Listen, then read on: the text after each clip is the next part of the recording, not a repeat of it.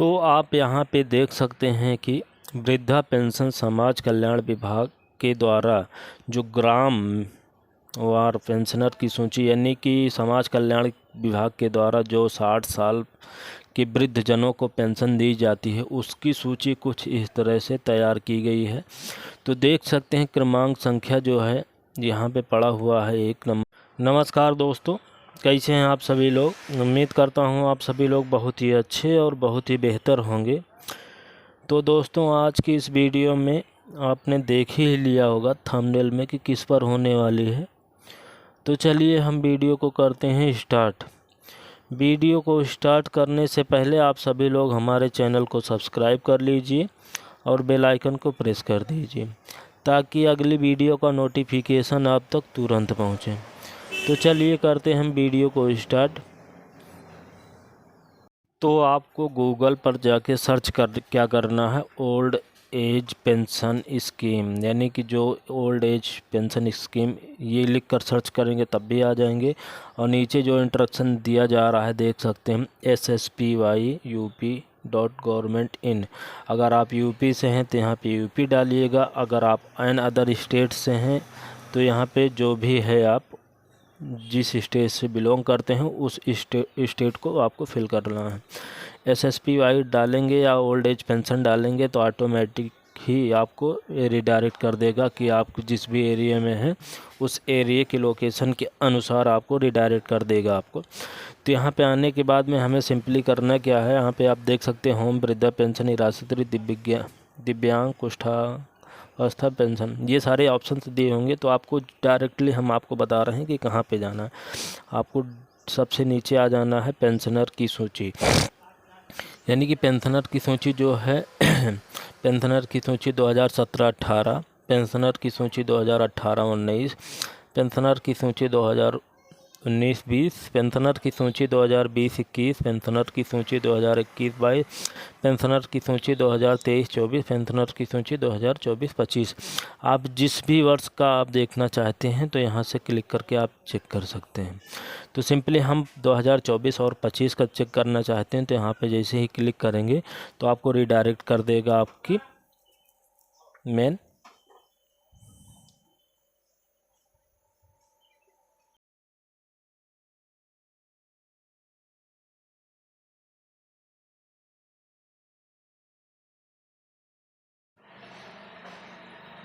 तो आप यहाँ पे देख सकते हैं कि वृद्धा पेंशन समाज कल्याण विभाग के द्वारा जो ग्राम वार पेंशनर की सूची यानी कि समाज कल्याण विभाग के द्वारा जो 60 साल के वृद्धजनों को पेंशन दी जाती है उसकी सूची कुछ इस तरह से तैयार की गई है।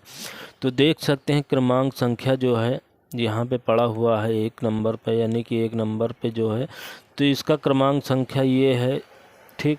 रजिस्ट्रार संख्या यानी कि जो हमने रजिस्ट्रेशन करवा के रखा है उसकी संख्या यहाँ पे है। तो आप अपना रजिस्ट्रेशन नंबर भी यहाँ से देख सकते हैं, चेक कर सकते हैं।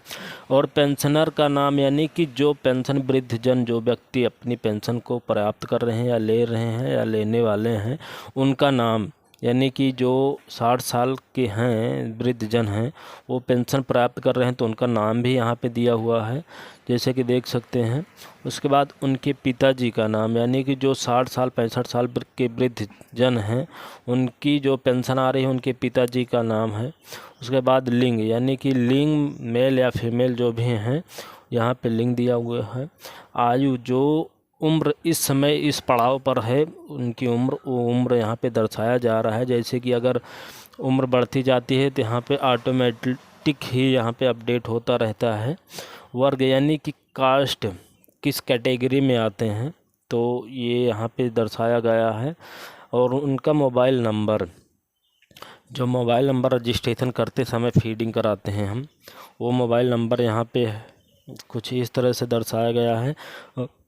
पेंशनर का पता यहाँ पे कुछ इस तरह से R- शो कर रहा है, यानी कि रेडी है, पड़ा हुआ है। यहाँ पे पता थोड़ा बड़ा हो सकता है इस कारण से यहाँ पे फिल नहीं किया, दिखाई नहीं दिया गया है तो हो सकता है।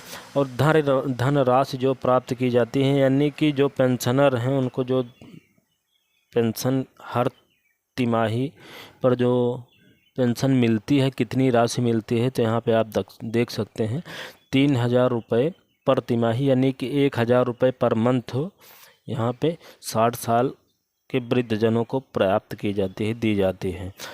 तो जो समाज कल्याण का विभाग है उसके ज़रिए से पेंशनर को प्राप्त होती है। यहाँ पे आप देख सकते हैं ट्रांजैक्शन की स्थिति।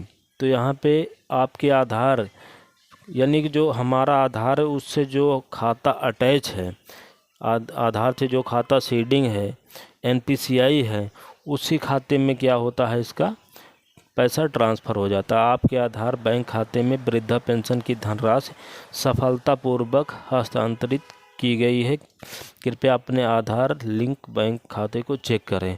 यानी कि जो हमारा खाता है आधार से लिंक है, फिर भी वहाँ पे NPCI यानी कि गवर्नमेंट का जो पैसा आता है वो NPCI के माध्यम से ऑटोमेटिक ही जनरेट होता है। तो अगर आपका खाता आधार से सीडिंग है तो ऑटोमेटिक ही जिस खाते में NPCI जनरेट होता है उसी में अप्रूव हो जाता है। तो आप वहाँ से अपना खाता चेक करवा सकते हैं। इनका कहने का मतलब ये है। तो कुछ इस तरह से लिस्ट बनी हुई यहाँ पे देख सकते हैं, काफ़ी इस तरह से। तो आप अपना यहाँ से रजिस्ट्रेशन भी निकाल सकते हैं, डिटेल्स भी चेक कर सकते हैं, और क्या है प्रॉब्लम, क्या समस्या है, यहाँ रजिस्ट्रेशन के माध्यम से जो भी दिक्कत है उसको लॉगिन करके चेक किया जा सकता है। तो आप अपना अगर आप चेक करना चाहते हैं तो यहाँ पे हम आपको दिखाते हैं कुछ इस तरह से। जितना लिस्ट बनी हुई है देख सकते हैं, चेक कर सकते हैं। जितना आप स्क्रॉल करते जाएंगे आपकी ग्राम सभा में जितना पेंशनर हैं उनकी सबकी लिस्ट यहाँ पे कुछ इस तरह से दिखाई देगा। तो चलिए हम बात करते हैं अब कि जो लोग पेंशन के लिए आवेदन किए हैं उनकी पेंशन अभी तक आई नहीं है, तो उनको करना क्या होगा। उनको करना ये होगा कि पेंशन जब हमने आवेदन किया तो उसमें कोई डिफरेंस वगैरह कोई दिक्कत प्रॉब्लम तो नहीं थी, उसको आपको चेक करवाना है। चेक करवाने के बाद में आपको क्या करना है, रजिस्ट्रेशन जो मिला है आपको उस रजिस्ट्रेशन के माध्यम से क्या करना है,